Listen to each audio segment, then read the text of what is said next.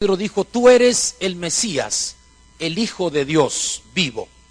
Y Jesús respondiendo dijo: bienaventurado tú, Simón Bar-Jona, porque no es la carne ni la sangre quien esto te ha revelado, sino mi Padre que está en los cielos.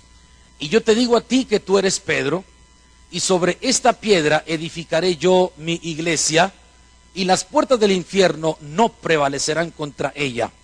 Y yo te daré las llaves del reino de los cielos, y cuanto atares en la tierra será atado en los cielos, y cuanto desatares en la tierra será desatado en los cielos.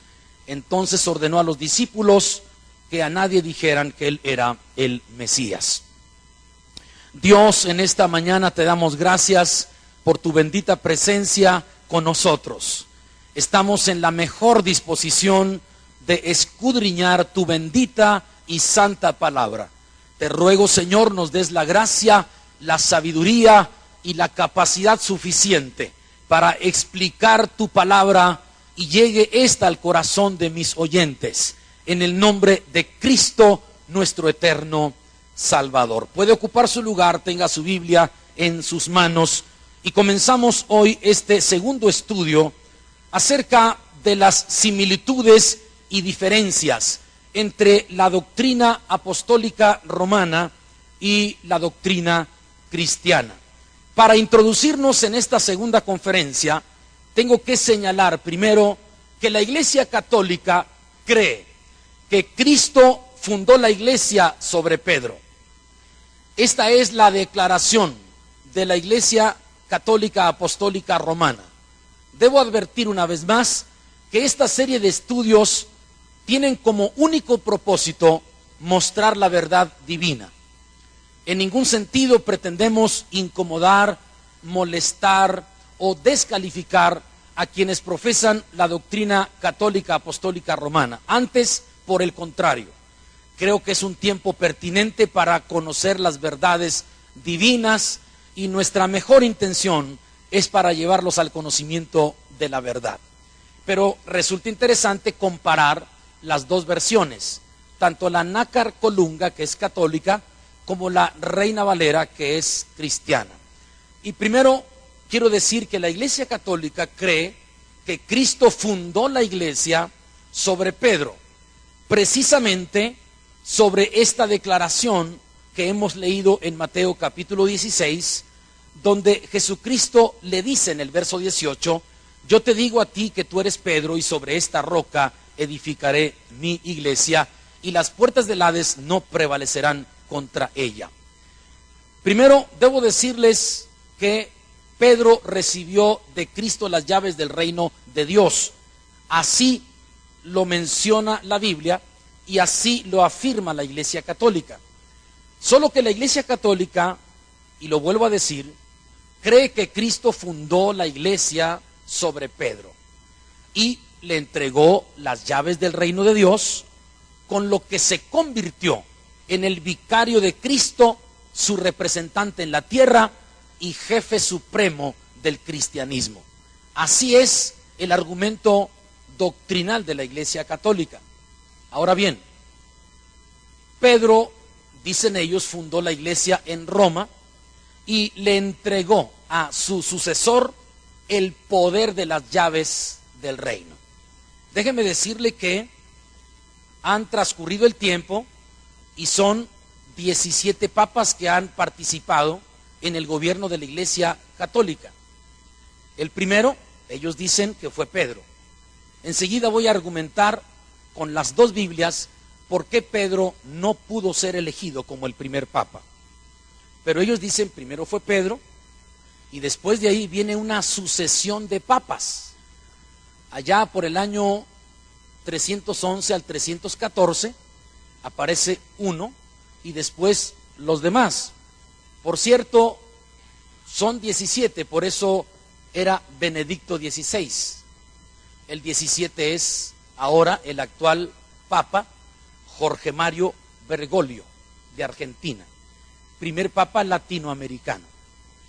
Y él está inspirado en los papas franciscos, porque en la historia aparecen 3 pontífices franciscos: Francisco Javier, Francisco Solano y Francisco de Asís. Y creo yo, es una apreciación muy personal, que Jorge Mario Bergoglio, el actual Papa, se inspiró en Francisco de Asís.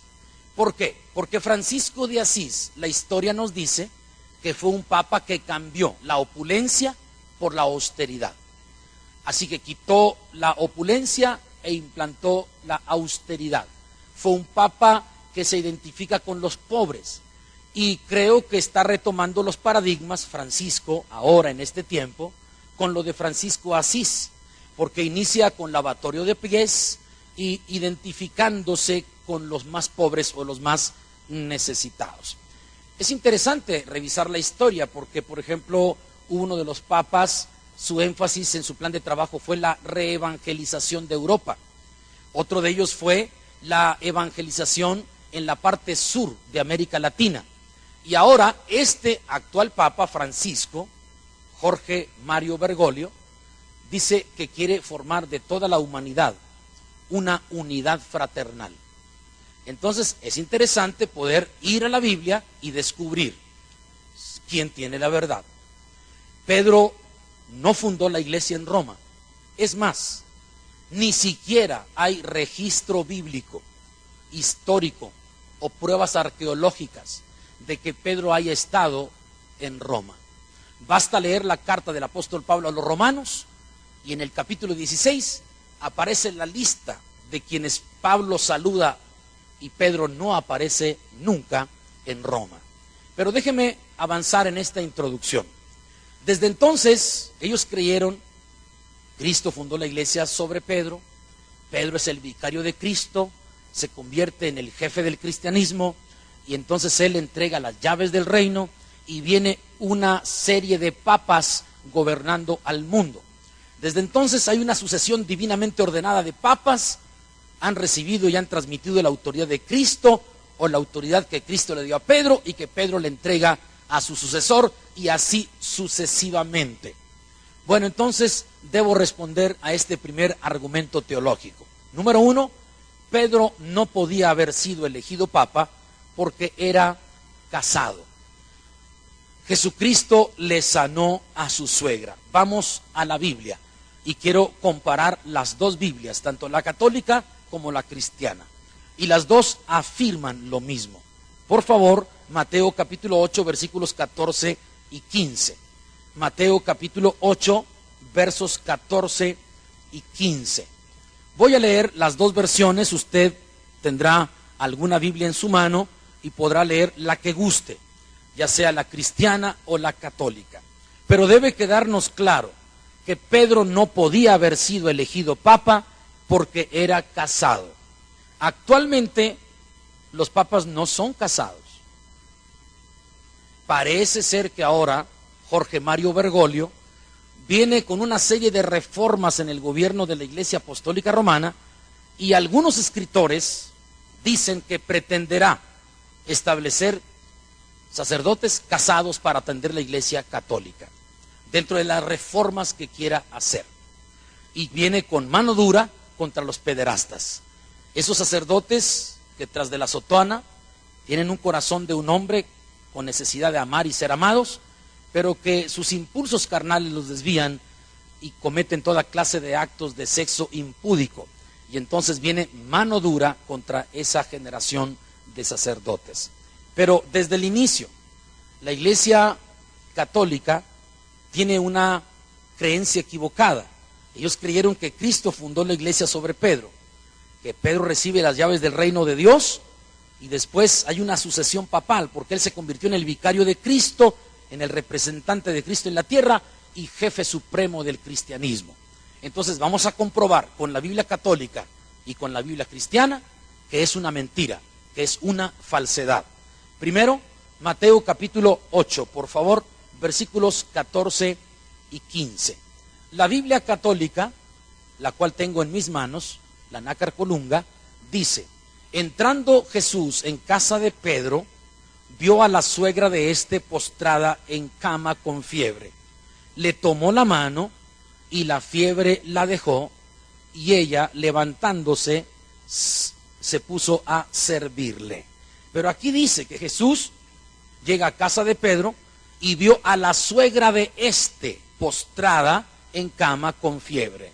Entonces Cristo la toca y ante el toque de Cristo todo se transforma. Cuando Cristo toca, las cosas cambian. Y entonces Cristo tocó la mano de aquella mujer, la fiebre la dejó y ella, por gratitud, le servía a Jesucristo y a sus discípulos. Eso dice la Biblia católica. Ahora, ¿qué dice la Biblia cristiana al respecto? Dice acá Mateo capítulo 8, versos 14 y 15, vino Jesús a casa de Pedro y vio a la suegra de éste postrada en cama con fiebre, y tocó su mano y la fiebre la dejó y ella se levantó y les servía. Así que el primer argumento es que Pedro no pudo haber sido papa porque era casado. Entonces él no cumplía con un requisito indispensable que es el celibato. Y entonces la prueba de ello es que Cristo le sanó a su suegra. El segundo argumento lo presenta el apóstol Pablo. Pablo hace mención de que Pedro vivía con su esposa. Y esto lo dice el apóstol Pablo en la primera carta a los Corintios. Quiero que vayan para allá y podamos documentar el dato. Primera carta del apóstol Pablo a los Corintios, capítulo 9, versículo 5. Capítulo 9, versículo 5. Y entonces está un segundo dato importante que nosotros podamos comprobar cuando mismo Pablo habla de que Pedro vivía con su esposa. Aquí se le nombra como Cefas, porque el nombre de Pedro se lo puso Cristo. Su nombre natal o de ascendencia familiar es Cefas, pero Cristo le puso por sobrenombre Pedro. Primera carta a los Corintios, capítulo 9, por favor, versículo 5. Y entonces vamos a comprobar que ahí mismo el apóstol Pablo así lo señala. Y desde ahí entonces comenzamos a hacer el análisis de la doctrina católica apostólica romana. Advierto una vez más, no con el fin de descalificar a nadie, sino con el propósito firme de enseñar la verdad y que conozcan la verdad todos nuestros amigos, familiares y hermanos católicos. ¿Están allá? Primera de Corintios 9:5. ¿Están listos? Mire, yo le leo lo que dice la versión católica y luego leemos la versión cristiana. La versión católica dice: no tenemos derecho a llevar en nuestras peregrinaciones una hermana, igual que los demás apóstoles y los hermanos del Señor y Cefas. ¿O acaso solamente yo y Bernabé no tenemos derecho a no trabajar? Y ahí hay una serie de reflexiones que el apóstol Pablo menciona, pero se menciona que tenían una hermana.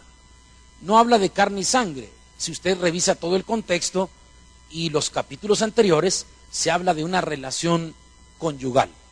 También en 1 Corintios 9, en el verso 5, dice la versión Reina Valera, la cristiana: no tenemos derecho a traer con nosotros una hermana por mujer. Ahí está. ¿Así lo lee en su Biblia? A ver, quiero escucharlos, por favor. Dice: no tenemos derecho de traer con nosotros a una hermana por mujer, como también los otros apóstoles y los hermanos del Señor y Cefas. O sea que Pedro tenía a su esposa y la amaba, la cuidaba, vivía con ella. Y entonces Pedro tenía una vida normal. Él tenía a su esposa, entonces no podía haber sido elegido papa porque era casado. Los dos argumentos son: el primero, que le sanó a su suegra, y el segundo, que el apóstol Pablo dice que andaba con su mujer, con su esposa. No hay pruebas de que Pedro haya estado en Roma.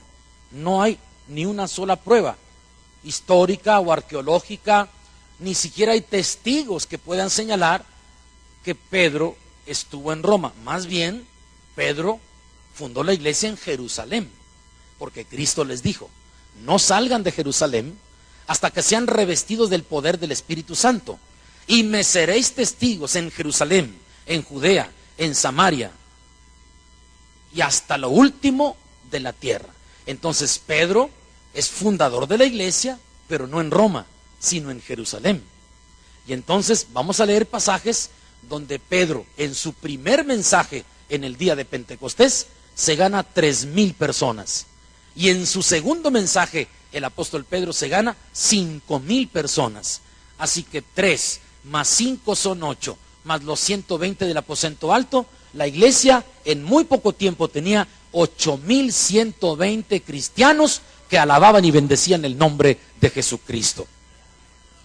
Pedro era una columna de la iglesia de Jerusalén.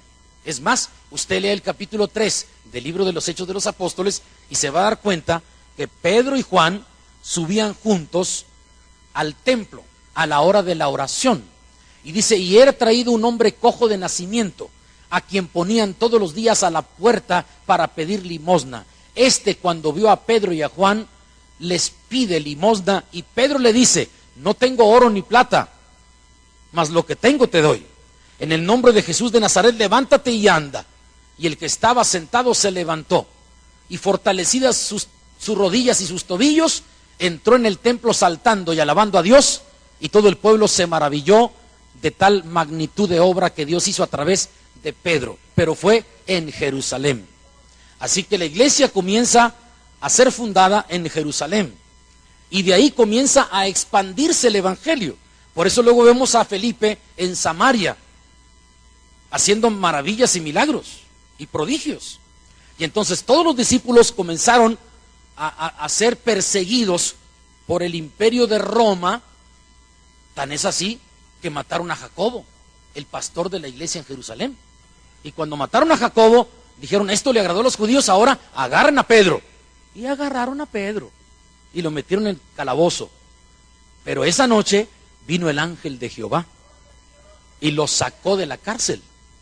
Se le cayeron de las manos las cadenas, se iluminó la cárcel, y el ángel le dijo, cíñete, átate las sandalias y sígueme. Y cuando Pedro cruza la primera guardia y la segunda guardia, cuando llegan a la puerta de hierro, se les abre por sí sola, y dijo Pedro, ahora entiendo que el ángel del Señor vino a librarme de la mano de Herodes y de todo lo que los judíos esperaban. Entonces Pedro nunca estuvo en Roma. Él fundó la iglesia en Jerusalén. Es muy interesante todo esto, y hay que ir a la palabra. Cuando Pablo les escribe a los creyentes en Roma, no menciona a Pedro entre todos los saludos que envía.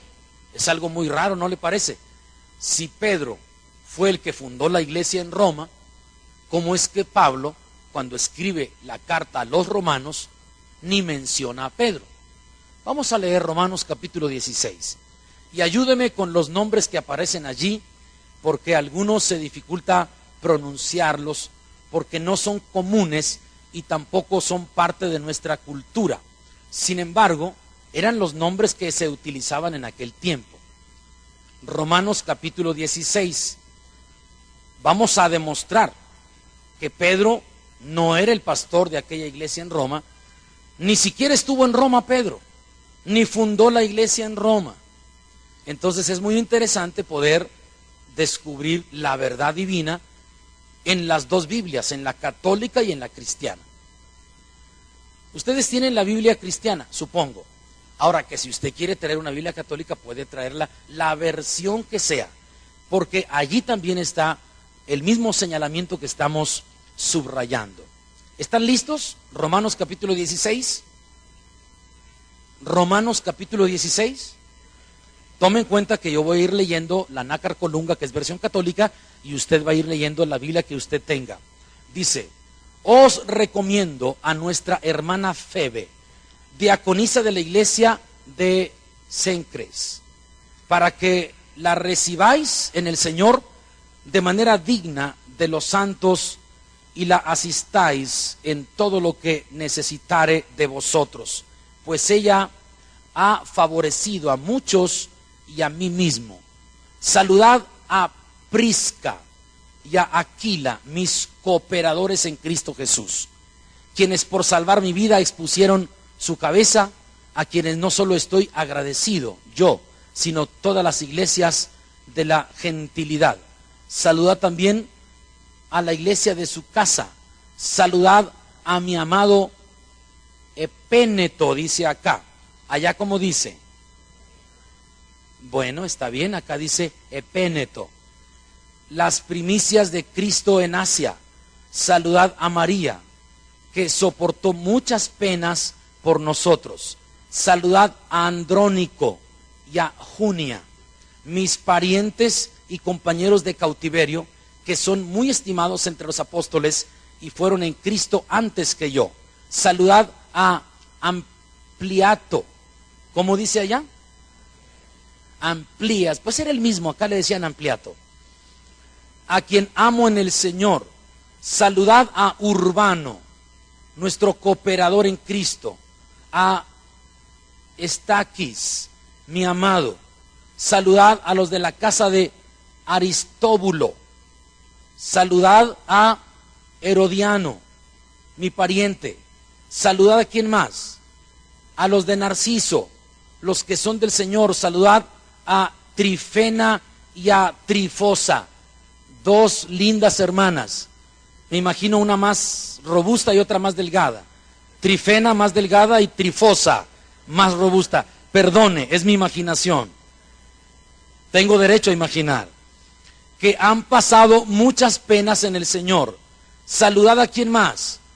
A Pérsida, pero nunca aparece Pedro.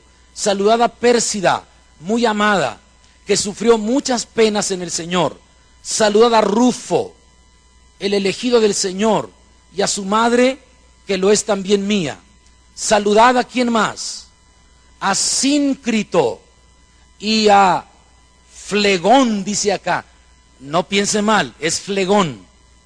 Aquí dice Flegón, no lleva ninguna R intermedia. Es Flegón. Hermes. Hermes, dice esta versión. Patroba, Hermas y a los hermanos que viven con ellos.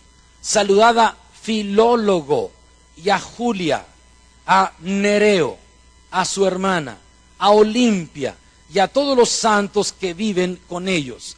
Saludad unos a otros con el ósculo santo. Os saludad todas las iglesias de Cristo. Y usted puede terminar de leer y no aparece Pedro en ninguna parte. Pedro, si era el fundador de la iglesia en Roma, el pastor de la iglesia en Roma, debía estar en los saludos del apóstol Pablo en la iglesia a los romanos. ¿No le parece? Entonces, estamos argumentando para mostrar que Pedro no fue el primer papa porque era casado, le sanaron a su suegra, Pablo menciona que vivía con su mujer. Estamos demostrando que Pedro no vivió en Roma ni fundó la iglesia en Roma. Estamos revisando los saludos del apóstol Pablo a la iglesia de Roma y Pedro no aparece en ninguna instancia. Entonces Pedro nunca, jamás fundó la iglesia en Roma. Entonces desde el inicio están equivocando el camino y estamos demostrando con la Biblia católica que están equivocando el camino, porque nuestra intención es que conozcan la verdad y la verdad los hará libres. Entonces continuamos con este segundo estudio. La sede de la iglesia madre fue Jerusalén, ya lo mencioné y lo podemos leer en la Biblia, porque usted tiene que documentarse correctamente. La iglesia está fundada en Cristo, ¿sí? Pero cuando hablamos de que la sede de la iglesia madre fue en Jerusalén, bueno, todo lo hemos visto en el libro de los Hechos de los Apóstoles.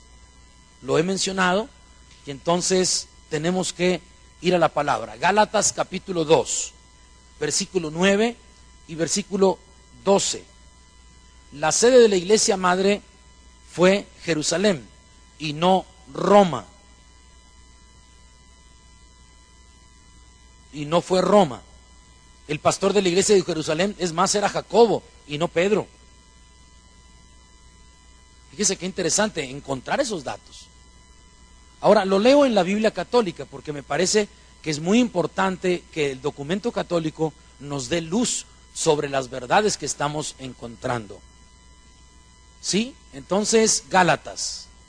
Vamos a leer Gálatas capítulo 2, versículo 9 y versículo 12. Ahí se hace mención de Jacobo y de Pedro. Incluso se hace mención de Pedro como una columna de la iglesia. Pero primero aparece Jacobo. Gálatas capítulo 2, por favor. ¿Sí? ¿Lo tienen ya? Leemos el verso 9. Dice acá Santiago, que es el mismo, Jacobo. La traducción del nombre desde el original griego y hebreo, hay que seguirlo para ver cómo se convierte en Jacobo, y termina siendo Santiago.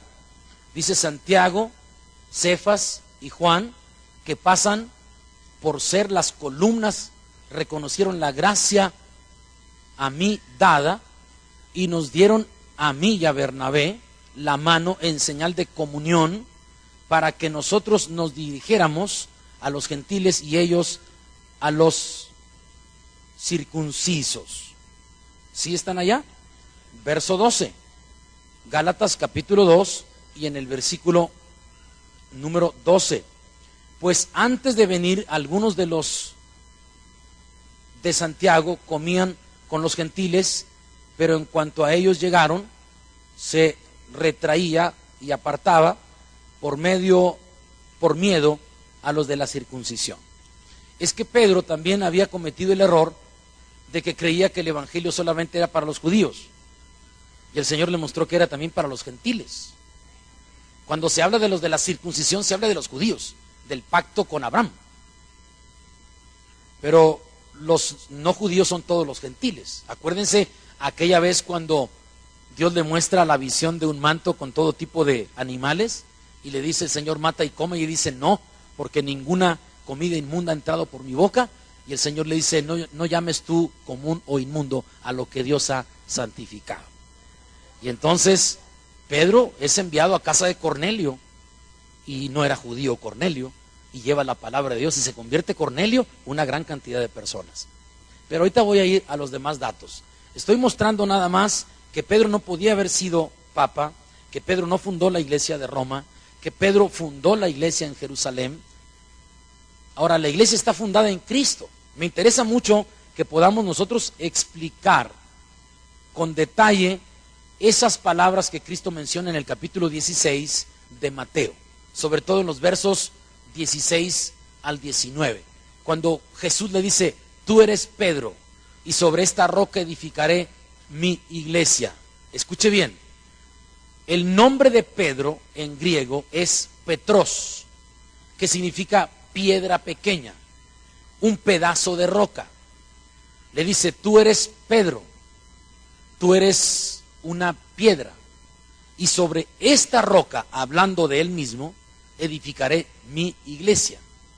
Por eso cuando usted lee la carta a los Efesios, allá por el capítulo 5, el apóstol Pablo dice, a fin de presentarse a sí mismo una iglesia sin mancha y sin contaminación, porque la iglesia está fundada en Cristo y no en Pedro. Pedro era una piedra, Cristo es la roca sólida donde está fundada la iglesia. Ahora lo voy a mostrar con pasajes bíblicos. En cambio, Petra en griego significa una masa rocosa o una roca grande. Es muy interesante el pasaje cuando Cristo dice, tú eres Pedro y sobre esta roca edificaré mi iglesia. Está diciendo, tú eres Pedro, en griego es Petros, eres una piedra pequeña, eres un pedazo de roca, tú eres piedra, tú eres un pedazo de roca, pero sobre esta roca, sobre esta masa rocosa, sobre esta roca grande, edificaré mi iglesia. Y aquí hago una pausa para llevarlo al argumento bíblico y vea cómo el apóstol Pablo dice que Cristo es la roca. Primera carta a los Corintios, capítulo 10, versículo 4. Y leo las dos versiones, la católica y la cristiana. Por favor, primera carta a los Corintios, capítulo 10, versículo 4. Primera carta a los Corintios, léalo en su Biblia. Yo leo la Biblia católica, capítulo 10, versículo 4. Bendito sea el nombre de Jesús. Es interesante conocer la palabra de Dios, conocer la verdad. Primera carta a los Corintios, capítulo 10, por favor, versículo 4. Leo la versión católica. Dice, pues bebían de la roca espiritual, que los seguía, y la roca era Cristo. Ahora lo leemos en la versión cristiana, y léalo conmigo en voz alta, 1 Corintios 10:4. Dice: y todos bebieron la misma bebida espiritual, porque bebían de la roca espiritual que los seguía. La roca era Cristo. Hay una diferencia entre una piedra y una roca. La piedra es pequeña, la roca es grande. La piedra es un pedazo de roca. La roca es sólida, enorme, grande, inquebrantable, fuerte, donde se puede construir. Ahora, Pedro mismo, cuando explica en sus cartas, habla de Cristo como la piedra angular, como esa piedra sólida que soporta para poder ser edificados en Cristo. Nosotros estamos cimentados en Cristo. Cristo me salvó, Cristo cambió mi corazón, Cristo cambió mi vida, Cristo me ofrece vida eterna, Cristo es mi Señor y mi Salvador. Por eso la Biblia dice: de modo que si alguno está en Cristo, nueva criatura es. Las cosas viejas pasaron, y aquí todas son hechas nuevas. Entonces hay que entender, porque ese otro argumento de que la iglesia fue fundada en Cristo y no sobre Pedro. Por tanto, lo que Jesús dijo realmente en Mateo 16:18 es que la iglesia está fundada sobre la roca y no sobre una piedra pequeña. Cristo es la roca, o como Pedro dice, es la piedra angular. La describe de una manera más sencilla y más entendible. Es una piedra angular, es una piedra que soporta, es grande, está en el ángulo. De ahí hay un equilibrio y un sostén. Ahora, vamos a la palabra para que entendamos que Jesús estaba diciendo que sobre él mismo se construiría su iglesia eterna, su iglesia perpetua y su iglesia gloriosa. Pedro comprendió que él no era la roca sobre la cual se edificaría la iglesia. Pedro entiende que es Cristo. Vamos a la primera carta de Pedro, capítulo 2, versículos del 4 al 8. Y veamos la declaración del apóstol Pedro. Esto es muy interesante y es muy importante que nuestros amigos católicos lo entiendan. Porque yo quiero que los católicos también se vayan con nosotros al cielo. Yo no quiero que se vayan a perder por ignorar la verdad y por ser engañados con una doctrina que convence, pero que es falsa. Y entonces hay que llevarlos a la palabra. En su misma Biblia encuentran la verdad. Primera carta de Pedro, por favor, capítulo 2, versículos del 4 al 8. Y voy a permitirme leer las dos versiones nuevamente, porque esto nos da la garantía de la sana doctrina, de la verdad. Primera de Pedro, capítulo 2, versículos del 4 al 8. ¿Están listos? Voy a leer la Biblia católica, ¿sí? Dice acá: a él habéis de allegaros como a piedra viva rechazada por los hombres. Se fija que dice piedra viva. ¿Por qué dice piedra viva? ¿A qué se refiere piedra viva? Es una piedra que tiene vida. Es que Cristo dijo: yo he venido para que tengan vida y para que la tengan en abundancia. Entonces dice piedra viva rechazada por los hombres, pero por Dios escogida, preciosa. Vosotros como piedras vivas sois edificados como casa espiritual para un sacerdocio santo, para ofrecer sacrificios espirituales aceptados a Dios por Jesucristo, por lo cual se contiene en la Escritura: he aquí que yo pongo en Sión una piedra angular, escogida, preciosa, y el que creyere en ella no será confundido. Para vosotros pues, los creyentes, es honor, mas para los incrédulos es piedra desechada por los constructores y convertida en cabeza de esquina. Es piedra de tropiezo y roca de escándalo. Rehusando creer, vienen a tropezar en la palabra, pues también a esos fueron destinados. Leo ahora, y lea conmigo, primera de Pedro 2, del 4 al 8, en la versión cristiana. Acercándoos a él, piedra viva, desechada ciertamente por los hombres, mas para Dios escogida y preciosa. Vosotros también, como piedras vivas, sed edificados como casa espiritual y sacerdocio santo para ofrecer sacrificios espirituales aceptables a Dios por medio de Jesucristo.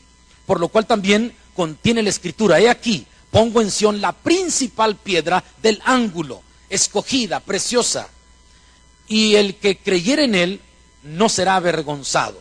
Para vosotros pues, los que creéis, él es precioso, pero para los que no creéis, la piedra que los edificadores desecharon ha venido a ser la cabeza del ángulo. Note el verso 8: y piedra de tropiezo y roca que hace caer.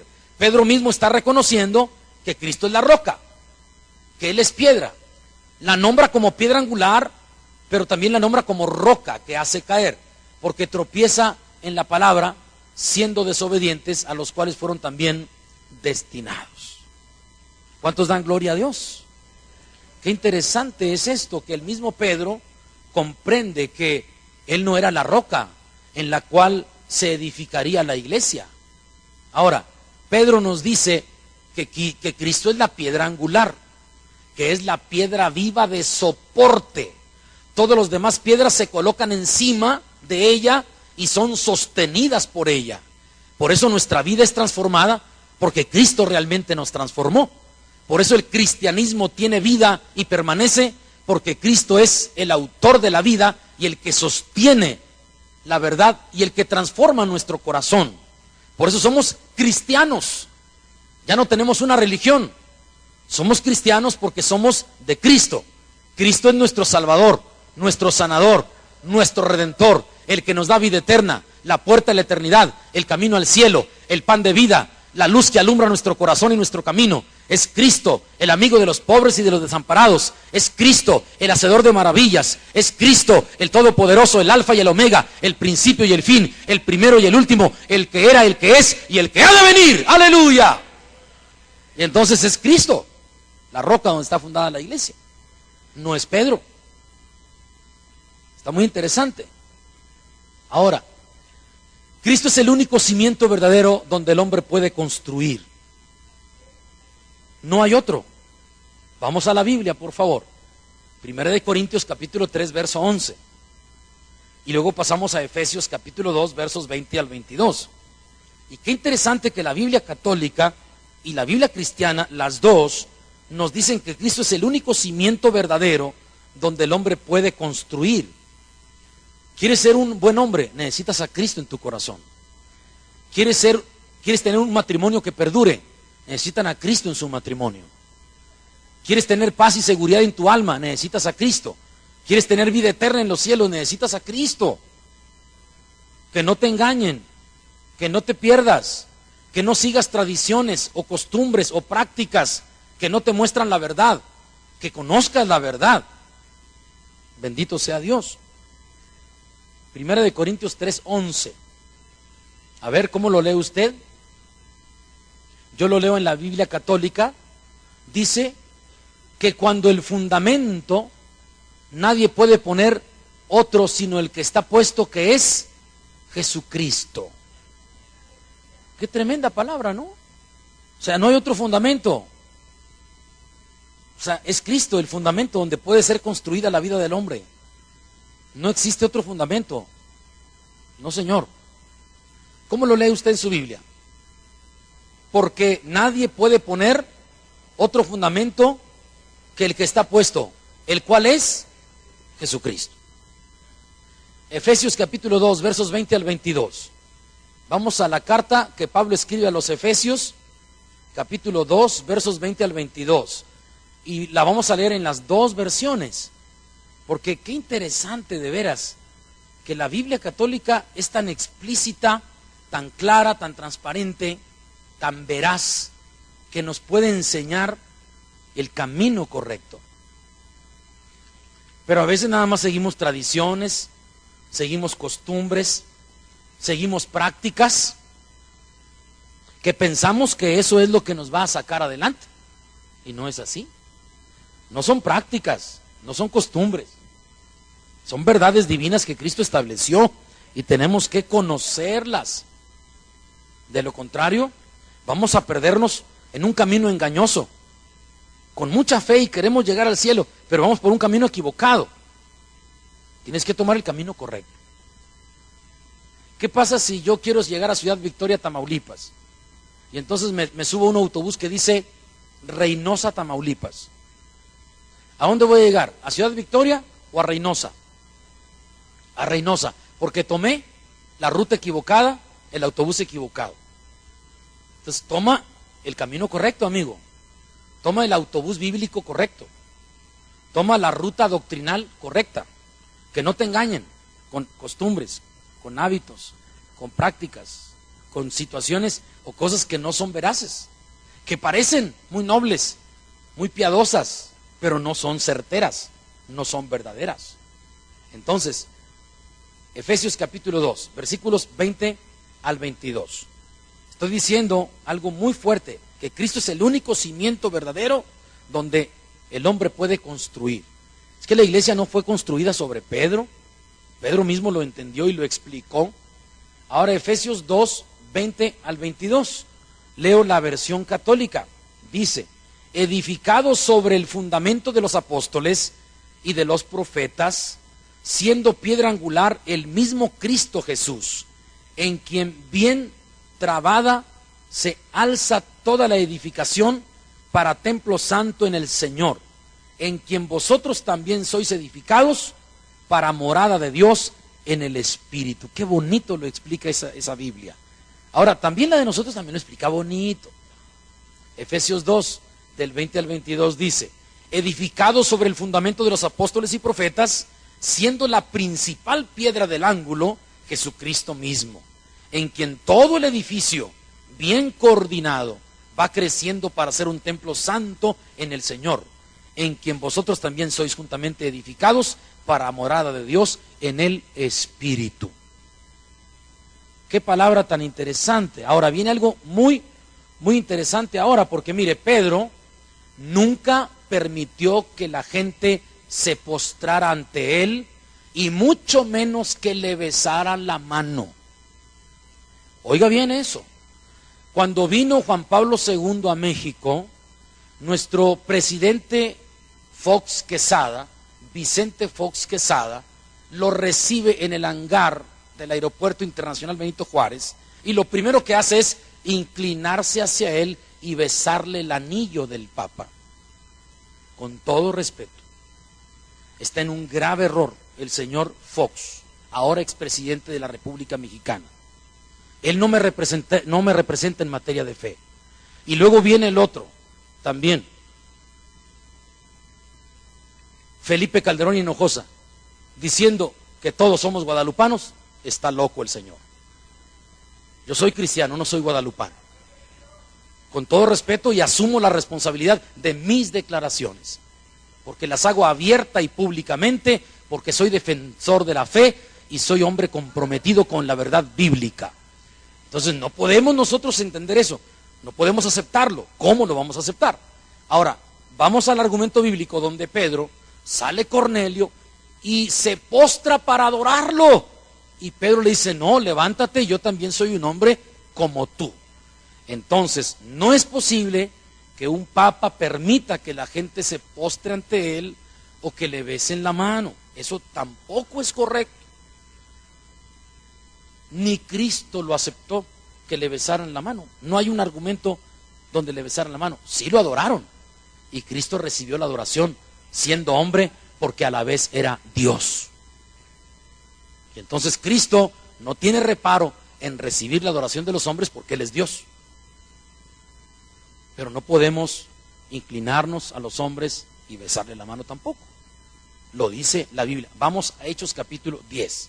El argumento está ahí. Y precisamente es Pedro quien se supone que es el primer papa. Yo sé que esto es fuerte, que esto es difícil de asimilar y de entender, pero les ruego que abran su entendimiento y que lean la palabra y que se den cuenta, porque en la vida práctica muchas personas o mucha gente se postra o se inclina ante los monarcas, ante los sacerdotes, ante los obispos, ante los arzobispos, y no es correcto, ni ante los pastores es correcto, ni le ande besando la mano al pastor, ni al evangelista, ni al apóstol, ni al profeta. Olvídese. A mí no me bese la mano. Póstrese delante de Dios y a Él adórele y sírvale a Él. Nosotros somos hombres como ustedes y como cualquier persona. Por la gracia de Dios tenemos un ministerio y ejercemos el ministerio para enseñar la verdad. Pero aquí está el argumento más sólido cuando Pedro no permite que se postren delante de él y hasta le dice que se levante a Cornelio. Claro, Cornelio lo hacía de buena fe en su poco entendimiento, pero Pedro lo ubica, ¿verdad? Entonces, a ver, vamos a leerlo. ¿Cómo lo leemos allá en su Biblia? Hechos capítulo 10, por favor, versos 25 y 26. Hechos capítulo 10, versos 25 y 26. Vamos a leerlo juntos, así con ganas como si hubiera desayunado. Y si no desayunó, pues entonces con más ganas para terminar más pronto e irnos a comer. Hechos 10, 25 y 26. ¿Qué dice? Léalo fuerte. Cuando Pedro entró, salió Cornelio a recibirle y postrándose a sus pies adoró. Mas Pedro le levantó diciendo: levántate, pues yo mismo también soy hombre. Qué tremenda palabra, ¿no? Ahora, ¿cómo dice la versión católica? Me interesa que escuche la versión Nácar Colunga, que es católica, la Biblia católica, Hechos 10, versos 25 y 26. Acá dice así, dice: así que entró Pedro, Cornelio le salió al encuentro y postrándose a sus pies le adoró. Pedro le levantó diciendo: levántate, que yo también soy hombre. No aceptó.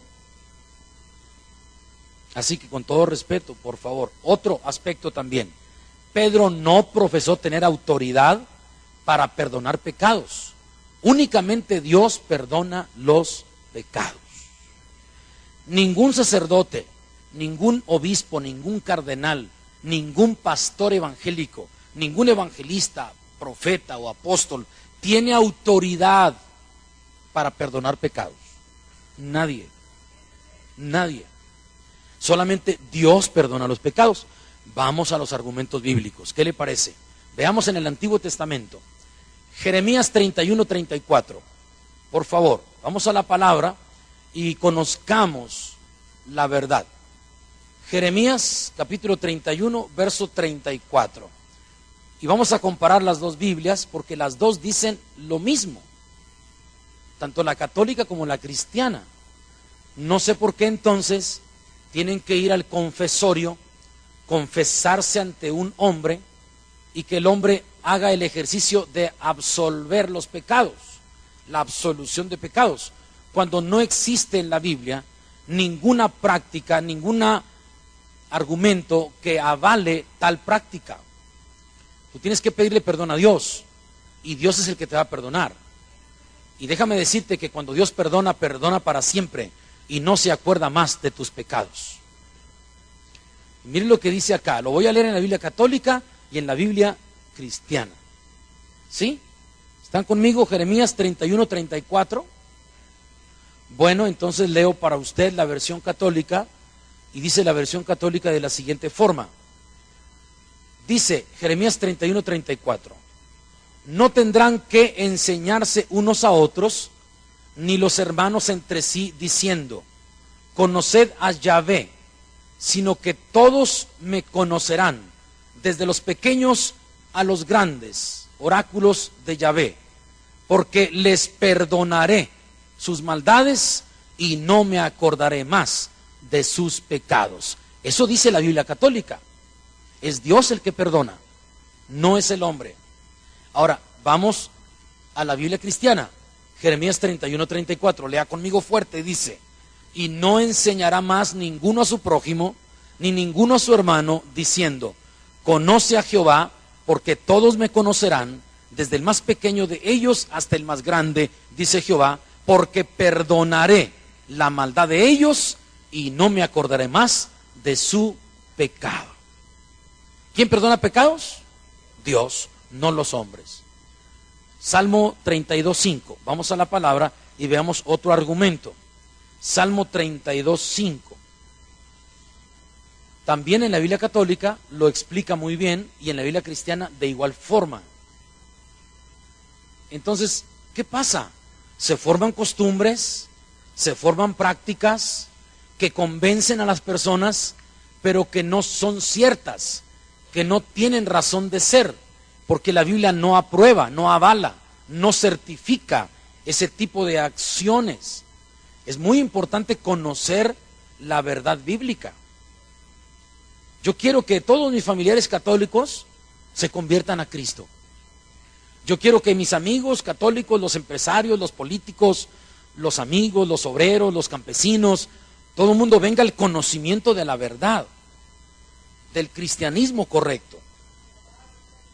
Es muy interesante, por eso son los estudios que estamos dando para llevarlos a la verdad. Aquí dice, ¿quién es el que perdona pecados? Salmo número 32, por favor, versículo número 5. El Salmo 32, versículo 5, lo voy a leer primero en la Biblia católica y después lo voy a leer en la Biblia cristiana. En la Biblia católica, el Salmo 32, 5 dice, te confesé mi pecado y no oculté mi iniquidad. Dije, confesaré a Yahvé mi pecado y tú perdonaste la culpa de mi pecado. ¿A quién le confesó el pecado? A Jehová, que es Yahvé, que es Dios, y él fue quien le perdonó. Y si aunado a esto sumamos otro argumento que ahora me viene a la mente, basta leer el Salmo 51, que es David cuando pide perdón por sus pecados, y dice, ¿a quién le pide perdón por sus pecados? Dice en el verso 3, apiádate de mí, oh Dios, según tu benignidad.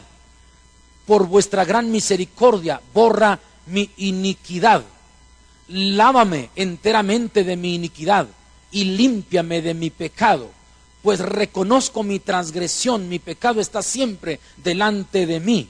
Contra ti solo he pecado, he hecho lo malo a tus ojos, para que seas reconocido justo en tu sentencia y seas irreprochable en tu juicio.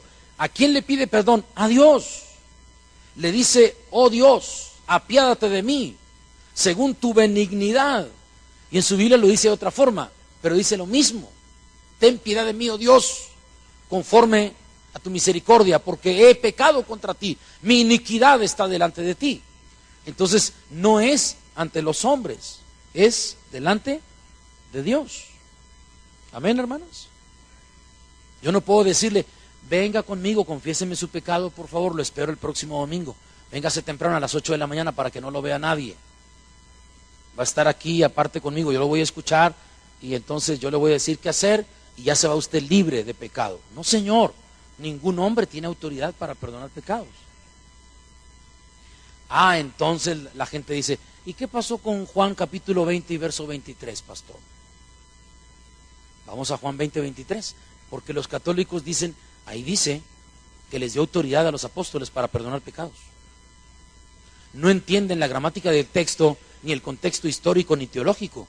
Ahí hay una explicación que hay que dar, porque luego la gente se confunde y dice, es que la Iglesia Católica dice que aquí los sacerdotes pueden perdonar pecados. Es más, por eso dicen que Pedro, lo que atares en la tierra será atado en el cielo, y lo que desatares en la tierra será desatado en el cielo. Esa es una interpretación equivocada. No, señor, no se refiere a eso. Y luego San Juan capítulo 20 y verso 23 los perturba más. Y dicen, es que ahí dice, déjeme leerle ahora y explicarle. San Juan capítulo 20, verso 23. ¿Qué dice San Juan 20, 23? ¿Lo puede leer? A ver, ¿cómo lo lee? Léalo fuerte, dice, a quienes remitiereis los pecados les son remitidos, y a quienes se los retuviereis les son retenidos. ¿Y eso qué? ¿Eso qué quiere decir? Ojo con la explicación que le voy a dar. Este versículo no dice que ni los pastores o los sacerdotes, o un arzobispo, un cardenal o un papa puede perdonar pecados. Aquí a lo que hace referencia es que cuando alguien en la iglesia comete una falta, tenemos que disciplinar su error para que los demás no incurran en la misma falta y no haya un relajamiento de la integridad del evangelio. Por ejemplo, si una persona aquí tiene una amante, está practicando el pecado de adulterio o de fornicación. Yo no te puedo perdonar ese pecado, pero si nos damos cuenta y tú te declaras confeso que esa es tu falta, tenemos que aplicar una disciplina para que te corrijas. A eso se refiere. No se refiere a perdonar pecados, sino a consignarlos. Por eso hay que remitirlos. ¿A dónde los remitimos? ¿A qué instancia se remite? Al cuerpo ejecutivo, que es la Comisión de Honor y Conducta de la iglesia, que cuida y vigila la integridad moral de sus congregantes. Y si alguien comete un error, entonces se le corrige, se le disciplina. Y cuando cumpla con la disciplina, entonces se le vuelve a permitir tener la comunión en la iglesia. A eso se refiere. ¿Sí me entiende? Porque nosotros no estamos facultados para perdonar pecados, si también somos pecadores nosotros, los hombres. Ahora, más adelante, el tiempo avanza, ¿me regalan unos minutos más? Por favor, si creen conveniente terminar la parte que sigue, ¿qué es eso de las llaves del reino de los cielos? ¿Sí? Pedro nunca dijo que se confesaran con ellos. Vengan y confiésese con nosotros. No, cuando usted lee el libro de los Hechos de los Apóstoles, Pedro dice, arrepiéntanse y bautícense. No dice, vengan con nosotros y confiésenos sus pecados. ¿No? ¿Se acuerdan del carcelero de Filipos del capítulo 16 del libro de los Hechos de los Apóstoles? ¿Qué dijo el carcelero de Filipos? ¿Qué debo hacer para ser salvo? ¿Y qué dijo Jesucristo? ¿Qué dijo Pedro? Cree en el Señor Jesucristo y serás salvo tú y toda tu casa. No le dijo, tienes que confesarme tus pecados. Era muy buena oportunidad. No, dijo, cree en el Señor Jesucristo y serás salvo tú y toda tu casa. Y el hombre se convirtió a Cristo y lo bautizaron a él con toda su familia. Usted puede leer el capítulo 16 del libro de los Hechos. Ahí dice del verso 16, 17, 18, 19 y 20. Entonces, ahora, más adelante, veamos la siguiente oración. Porque no quiero que se me pase esto. Esta es la oración de confesión de los católicos. ¿Sí? Dicen ellos, yo confieso ante Dios Todopoderoso y ante vosotros, hermanos, que he pecado mucho de pensamiento, de palabra. Mírala, ya se lo saben todos. Que he pecado mucho de pensamiento, de palabra, de obra y omisión, por mi culpa y por mi gran culpa. Por eso ruego a Santa María, siempre Virgen, a los ángeles, a los santos y a vosotros, hermanos, que intercedáis por mí ante Dios nuestro Señor. Esa es la oración que hacen los católicos y es una oración equivocada, porque no podemos pedirle ni a la Virgen María, ni a los ángeles, ni a los santos.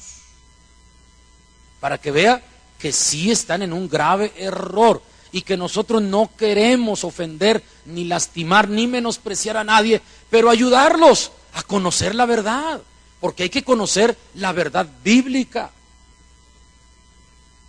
Conocerla. Ahora estoy usando una Biblia católica porque yo quiero que los católicos sean convertidos al Evangelio. Hay gente que está muy cerca de la religión y muy lejos de Dios. Están tan cerca de la religión que llevan todo al pie de la letra, pero no han sido perdonados sus pecados, porque no han tenido un arrepentimiento genuino y no han sido salvos por la gracia salvadora de Cristo.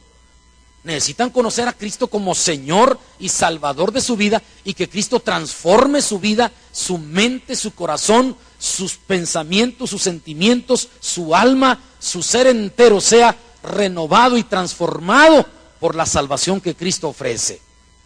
Y entonces conocerán la verdad y la verdad os hará libres. Pero entonces Pedro jamás dice que se confiesen delante de ellos. Nunca lo dice. Ahora, el ejemplo del carcelero de Filipos, ya lo mencioné. Dios es el que perdona los pecados y nadie más. Nada más Dios. Ahora, acerca de la afirmación de Jesús en Mateo 16, 19, y a ti te daré las llaves del reino de los cielos. ¿Qué quiere decir eso? Eso no quiere decir que Pedro tiene la llave para hacer lo que él quiere o para perdonar pecados. No. ¿Qué hacen las llaves? Les pregunto yo a ustedes, ¿qué hacen las llaves? Proporcionan acceso, abren las puertas. Usted usa la llave, gira y abre la puerta y entra a su casa. ¿Qué hace la llave en su auto? Usted introduce la llave, la gira y entonces quita el candado y usted se introduce y conduce su auto. Las puertas son abiertas por las llaves. Entonces, Pedro usó las llaves de la enseñanza para abrirle las puertas de la entrada al reino de los cielos a muchos judíos, es más, a miles de judíos en el día de Pentecostés. Comenzó a predicarles y a decirles. Vamos a Hechos capítulo 2 para que vea cómo utiliza las llaves de la enseñanza para abrirles las puertas y entren al reino de los cielos y miles de judíos se conviertan al evangelio en el día de Pentecostés. Y entonces qué interesante que nosotros podamos entender. El Señor le dio las llaves del reino, sí, y les dio poder y les dio autoridad. Son llaves para sanar enfermos, abrir la puerta a la fe para que conozcan el poder del evangelio. Primero vamos a esta parte tan importante de Hechos capítulo 2. Hechos capítulo 2. Mire lo que dice la Biblia, del verso 14 en adelante. ¿Qué dice? Entonces Pedro, poniéndose en pie con los 11, alzó la voz y les habló diciendo: varones judíos y todos los que habitáis en Jerusalén, esto os sea notorio y oído mis palabras. Porque estos no están ebrios como vosotros suponéis, puesto que es la hora tercera del día. Mas esto es lo dicho por el profeta Joel. Note que él, Pedro, les habla la enseñanza basada en la profecía del profeta Joel del Antiguo Testamento. Esto es lo dicho por el profeta Joel. Y en los postreros días, dice Dios, derramaré de mi espíritu sobre toda carne, y vuestros hijos y vuestras hijas profetizarán, vuestros jóvenes verán visiones, y vuestros ancianos soñarán sueños, y de cierto sobre mis siervos y sobre mis siervas en aquellos días derramaré de mi espíritu y profetizarán, y haré prodigios arriba en el cielo, y señales abajo en la tierra, sangre y fuego, vapor y humo, y el sol se convertirá en tinieblas, y en la luna en sangre, antes que venga el día del Señor grande y manifiesto. Y todo aquel que invocar el nombre del Señor será salvo. Varones israelitas, oíd estas palabras: Jesús Nazareno, varón aprobado por Dios entre vosotros con las maravillas, prodigios y las señales que Dios hizo entre vosotros por medio de él, como vosotros mismos sabéis, a este entregando por el determinado consejo y anticipado conocimiento de Dios, prendisteis y matasteis por manos de inicuos, crucificándole, al cual Dios levantó, suelto los dolores de la muerte, por cuanto era imposible que fuese retenido por ella. Porque David dice de él: veía al Señor siempre delante de mí, porque está a mi diestra, no será conmovido. Por lo cual mi corazón se alegró y se gozó mi lengua, y aún mi carne descansará en esperanza, porque no dejarás mi alma en el Hades, ni permitirás que tu santo vea corrupción. Me hiciste conocer los caminos de la vida, me llenarás de gozo con tu presencia. Varones hermanos, se os puede decir libremente del patriarca David, que murió y fue sepultado, y su sepulcro está con nosotros hasta el día de hoy.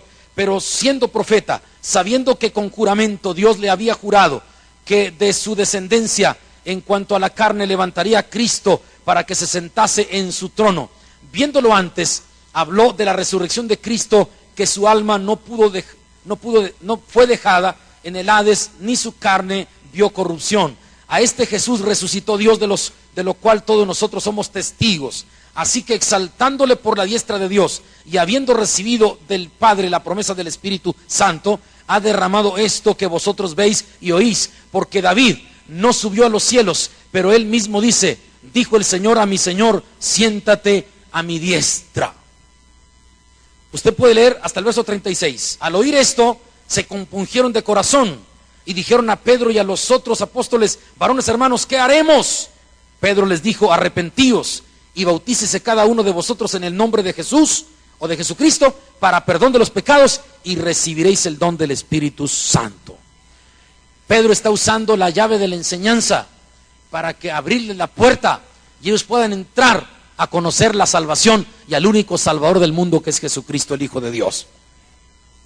Entonces se refiere a eso, las llaves del reino de los cielos. En casa de Cornelio, su enseñanza del Evangelio abrió el reino de los cielos al mundo gentil. Se convirtió Cornelio, su familia, sus familiares y sus amigos, y estos no eran judíos, a través de las llaves de la enseñanza. Entonces el poder para atar y desatar, ¿de qué se trata? Se refiere al poder de sanar y echar fuera a los demonios. El Señor les dio poder para atar y para desatar, para sujetar a los demonios y para echarlos fuera de las personas. Vaya conmigo a la Biblia, Lucas capítulo 13, verso 16, y Mateo capítulo 12, versos 28 y 29, por favor. Qué tremenda palabra, gloria a Dios, aleluya. Lucas capítulo 13, verso 16. Lucas 13, 16, voy a leer lo que dice la Biblia católica. Lucas 13, 16. Pues esta hija de Abraham, a quien Satanás tenía ligada 18 años, no debía ser soltada de su atadura en el día de sábado. Y diciendo esto, quedaban confundidos todos sus adversarios, y toda la muchedumbre se alegraba de las obras prodigiosas que hacía. O sea, Cristo aquí vino a liberar a una mujer que tenía un espíritu inmundo, que la tenía enferma, y puso las manos sobre ella, y al instante ella se enderezó. Ella andaba encorvada, se enderezó y glorificaba a Dios. Y luego dijo, esta mujer tenía que ser desatada del espíritu que la poseía. Ahí habla de atar y de desatar. Entonces, cuando Cristo habla de desatar, habla de liberar a los que estaban cautivos por el demonio. Y el mismo Jesucristo lo hizo en su ministerio terrenal, y ahora les da a los apóstoles el poder para que ellos lo hagan. ¿Cuántos dan gloria a Dios, hermanos? Lucas capítulo 9, verso 1, por favor. Lucas capítulo 9, verso 1. Y entonces vamos a entender claramente que el poder para atar y desatar es para sanar y para echar fuera a los demonios. Cristo lo hizo con una mujer encorvada por 18 años.